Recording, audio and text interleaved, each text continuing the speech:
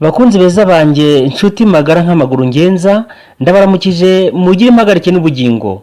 Nitwa Nigaba François cyangwa Gasizi nk'izina ry'itazirano. Mbararikiye rero gukurikirana inkuru ifite umutwe ugira uti Kate yasariye Kenzo. Ubushize twatandukanye mu gice cya 4 Kate atashye ababaye cyane kubera amagambo Kenzo yaramaze kumubwira. Uzi ko yatashye atanasezeye. Reka dukurikire inkuru. Kate yahise asohoka ababaye cyane atanansezeye warataha. Ababaye mu byumve kuko yabonaga namaramaje nta mikino ndimo. Ariko ubundi Kate yaremye ati Kate rwose ni mwiza cyane. Kate y'iminsi yindi yashize uwo mukobwa ntiyacitse intege. Yakomeje kujya mvugisha akampamagara akajya namfasha mu tuntu n'utundi dutandukanye, ariko sinari mbyitayeho. Nta mubano nari ngiteze kuri Kate. Kenzo ntikarame Kate. noneho uzi ukuntu bimeze? Oya ntabwo mbizi. Ubu rero we nyemerera urukundo ruzima gusa, ibindi ubindekere nzabyikorera kandi tuzabana. Nzemera data nyirasiri aho kuzabaho ntabanye nawe Kenzo. Iwacu hari umusore w'umuherwe bashaka kunkingira. Kenzo nawe ufite Anita wakwitendetseho, ariko Imana nsenga nzi ko izakumpa narayigusabye. Kate yaragiye ati biramera nk'urudodo. Kate yareka kwiyitaho, imisatsi nta gasokozo, amavuta nta kwisiga. Kate wamubona ntumenye ko ari we wigeze kumenya. Afande rero se wa Kate yabonye Kate yarahindutse cyane kuko yari yemeje kutongera kugira ikintu na kimwe avuga mu rugo, niyongera no kugira ikintu arya. Kate yajyaga arya utuntu yihahiye, nta muntu wigeraga abona Kate ku meza. Nyina wa Kate yatangiye kugirana ibibazo na papa we, bapfa ubuzima bwa Kate bari burimo bugenda bujya mu mazi abira kubera Kenzo bamubujije kandi wamuzonze. Rimwe rero ubwo nari nsigaye nibana muri geto yanjye, nahamagaye Kate. Sinaherukaga kumuhamagara na rimwe, ariko byari ngombwa icyo gihe. Byari ngombwa mbabwire. Ndavuga nti Kate mbabarira nsengere kuko nahuye n'ikigeragezo kirenze ibindi byose nigeze kugira mu buzima. Erega cyari nacyo koko umukobwa Anita yaje kunsura yanyitumye pe. Nabonaga ko nta guteganya gutaha yifitemo. Ku byago byanjye rero amahirwe ye, imvura yaje kugwa kandi ari nyinshi, yuzuza umugezi Anita yagombaga gutaha aciyemo. Anita nsaba ko nakwemera kandaza akabona n'umwanya wo kunezeza kuko nkunda cyane. Ukuntu Anita yandoraga, ukuntu yanyicariraga nabi, ukuntu yanyikubishagaho anyikubitusha udushyi, naramwitegereje nsanga yagambiriye ikintu kiremereye cyane ku buzima bwanjye. Mubwira ko bidashoboka ko yarara. Ababaye cyane yambwiye ko aramutse atashye akagwa mu mugezi ntabibazwa kandi bikankoraho. Akomeza kumpendahenda ngo mureke andaze kuko nta kibi ari kubibonamo. Yambwiye ko yizera ko nduwe nawe akaba wanjye, hagati aho akambwira ko yumva ari njye yaremewe nanjye nkaba naramuremewe. Nagerageje kumubwira ko igihe cy'ibyo kitaragera, ariko we akambwira ko kuri we cyarangije kurenga, abona ndimo kumurangarana cyane. Nuko ndamwemerera kuko n'ubundi nta yindi nshuti nari nsigaranye. Kate se yari yaramunyiyamyeho, ntangiye gukora imyitozo yo kumusibanganya mu bwonko ntunze. Gusa aho hantu ihurizo ryari rimwe. Kate turarana gute?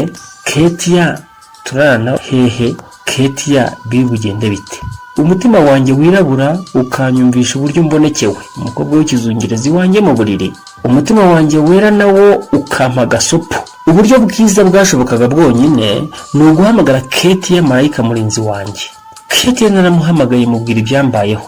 Nkimara kusohoza ijambo rya nyuma, Kate numvise abaye nkutaye umutwe, ahita ambaza niba ako kanya ndyamanye na Anita, kuko azi ko mba mu nzu y'icyumba kimwe na salo, ntiyiyumvishaga ahandi hantu naba naraje Anita. Kate nahise musubiza uburyo ntamuhemukira be nako kageni. Ubanza disi kuko naramutsimbarayeho.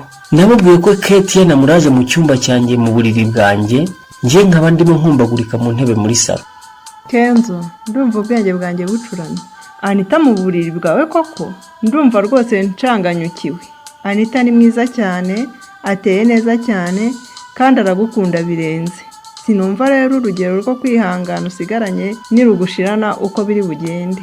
Yahise abyuka akomangira se aramubwira ati ubuzima bwanjye muraburangije mwanze ko mbana na Kenzo, none aguye mu kibazo gikomeye. Ntabwo nabyihangana ngiye kumureba kuko ntarindira ko buke. yahise asohoka yihuse, Ise amusohokaho aramuhendahenda ngo yihangane agende bukeye kubera ko kugenda mu ijoro byari kumuviramo ibyago. Ise yumvisha umukobwa yarubiye atari buhindure gahunda yafashe, afata icyemezo cyo kumuherekeza, amukubita mu modoka, nuko barara baza ijoro ryose. Ni mu gicuku, ni nko mu masaa 7, imodoka ihinda nk'iremereye nyumva irahindira ku irembo iwanjye. Mu gihe nkibaza kuri ibyo, nagiye kumva numva hari abakomanzi. Narikanze ndagenda ndakingura, ariko mfite ubwoba bwinshi. Nkimara gukingura nasanze ari Ketia, nkubitwa n'inkuba.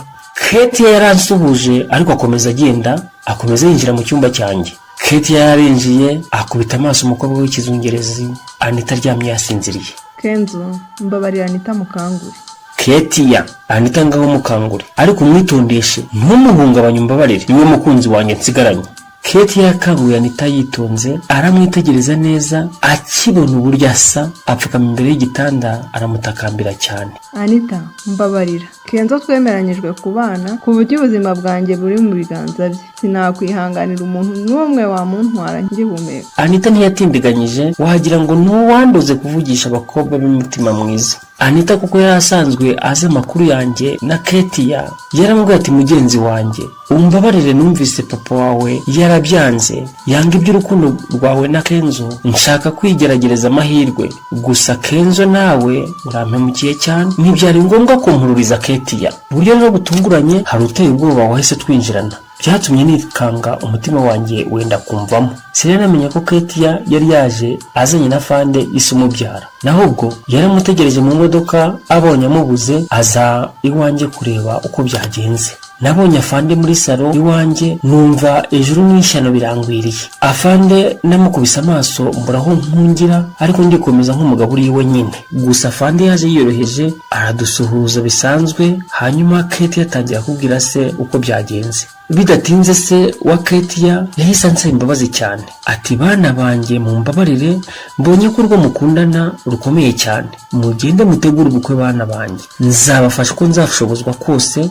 Anita kandi nawe uhumure, buriya Imana ifite uwundi yakugeneye. Numvise ayo magambo atari Afande wampaye amata mabi aturutseho. Ubwo rero se wa Ketia yahise amusezera arigendera, asaba Ketia ko ejo yagerageza akaza hakiri kare ntazatinde. Nanjye nasigaye ngerageza kuganiriza Anita na Ketia, ngerageza kubunga kandi ngerageza kubwira Anita ngo acishe make, kuko Ketia nihebeye nari maze kumugabirwa abyirebera neza. Bwarakeye Ketia ndamuherekeza arataha. Ubwo nyine gahunda zo kwitegura ubukwe zirakomeza. Umutima wanjye warongeye usubira mu gitereko, ngira ibihe byiza, nsubirana umunezero Ketia yajyaga ntera. Nongera guhamagara Ketia nyitaba neza, nongera kwitaba Ketia n'umutima utuje, nongera kohereza ubutumwa bugufi Ketia bunejeje. Ketia yongera kunyohereza ubundi nkanezerwa, ndetse n'ikimenyimenyi nkaruhinyuza. Nagiye gusura Ketia ngira ngo ndebe ko iwabo bongera kunyakira n'ibigusha. Ketia ngezeyo, ababyeyi baranyakira, baranyishimira cyane, bintera umwete ngitaha. Hashize ukwezi duhita dusohora ubutumwa butumira. Ubwo twarabwiteguye cyane, ndetse ibintu byarihuse.